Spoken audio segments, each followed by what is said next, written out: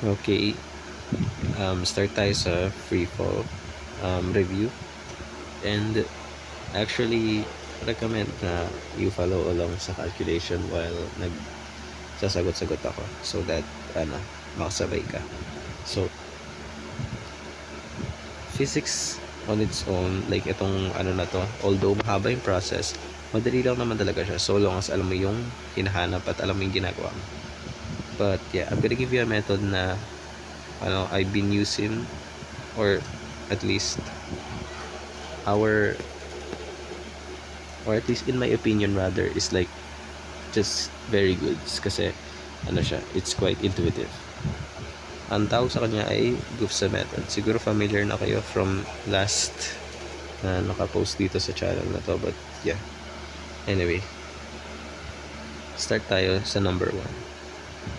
A ball is dropped from a height of 45 meters. What is its velocity just before it hits the ground? So, what does that even mean? Simula tayo sa given muna bago tayo maligaw. In terms of given, pagka nagkakalculate ka sa free fall at saka sa projectile motion, it is almost always na may given na gravity of 9.8 meters per second squared. Almost always na given yan. Okay? So, after you write given, immediately right after this, bago mo pa makalimutan yan. Now, next, dito natin sulat yung mga binigay. Yung binigay dito ay height of 45 meters. Pero, what is that sa formula natin? Ang other term kay height ay displacement. Vertically. Y. Okay? Okay, so you might be confused. Nakalagay dito D, but dy sinulat natin. You see, kapag ka D, it's general. It can either be X or Y.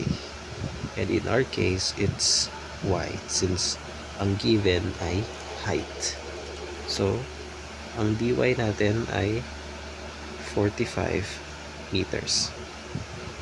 Ang next na given ay ang initial velocity. Even though hindi siya technically given, it is understood na kapag walang binigay na given na initial velocity sa free fall, it is constantly just 0 meters per second.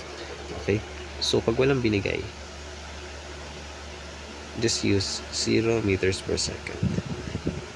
Pero pag may binigay, syempre yung gagamitin mo. Okay? Next, dito sa G ay yung U. And U stands for unknown. O kumbaga yung hinahanap. Ano yung hinahanap dito? Sabi dito ito, velocity just before it hits the ground. Or another word for VF, or yung final velocity. Okay, so yun yung unknown natin.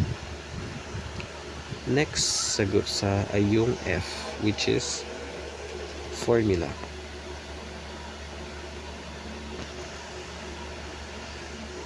So, sa apat na to, ano kayong gagamitin natin? Simula tayo kay unknown. Okay? Ang hirap si unknown ay VF. So, hanapin natin yung may mga VF sa formula na to. Dito, meron 1, 2, tsaka 3. Ay, 1, 3, at tsaka 4 pala. So, dito tayo sa first one.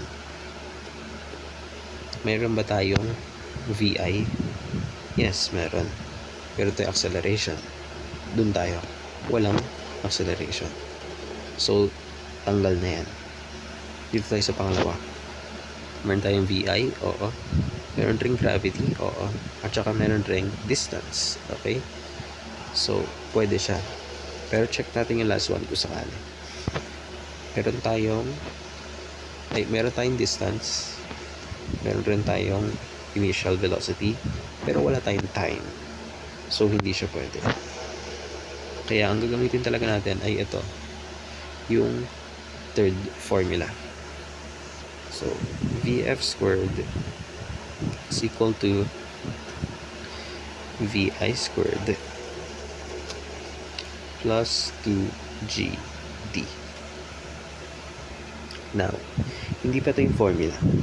It's why may separate steps sa formula kasi, look, squared to. Ang hinahanap lang ay yung VF lang. So, how do we do it? Paano natin tanggalin yung squared na yan? Lagyan natin ng square root both sides. Okay? So, magiging siyang VF is equal to the square root of VI plus 2GT. Yan. Now, ito na yung actual formula na gagamitin natin mamaya sa solution part. After ng F ay letter S, which stands for solution.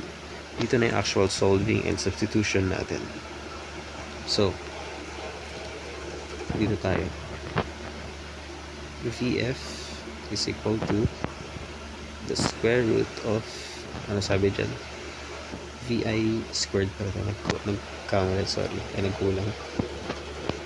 VI squared. Yung VI natin ay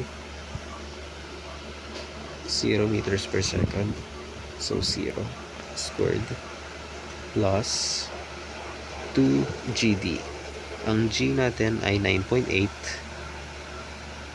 at ang distance ay 45. Okay?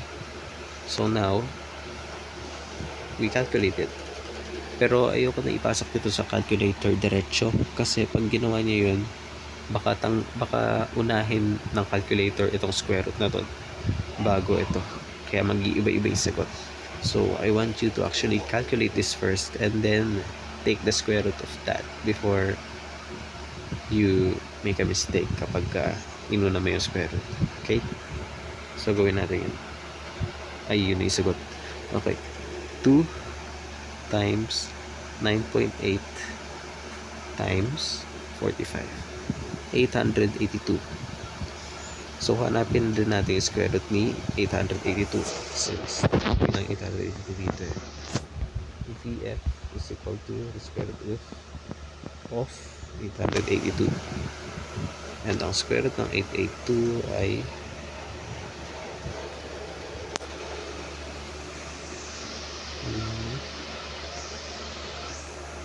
29.69.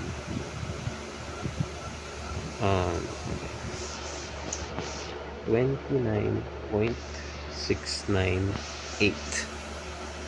Right? Now, yung 8 magiging 2 digits, diba? 2 digits. So, yung 8 magiging 9. Ay, yung 8 magiging 1. Tapos, itong 9 magiging 0. Tapos, ayun magiging Okay, I'm making this more complex. So, magiging 29.70. Basically. Yun yung final velocity natin. Meters per second. Okay. Don't forget the units. And yung units natin, it's more than likely na meters per second. Kasi baka maglagay kayo na squared, pero almost always meters per second lang siya. Kasi hindi tayo nagka-calculate for acceleration that much. Okay? So, yeah, that's for number 1.